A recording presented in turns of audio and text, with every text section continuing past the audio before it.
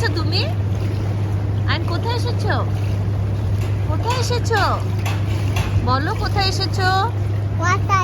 এটা কোথায়? সুইমিং করতে? পুলে এসেছো?